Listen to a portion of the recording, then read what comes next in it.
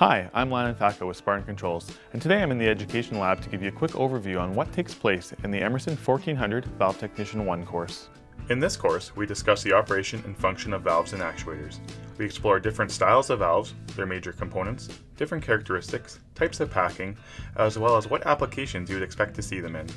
Next, we discuss actuators, the most common types, expected maintenance, as well as proper procedures for bench setting and mounting.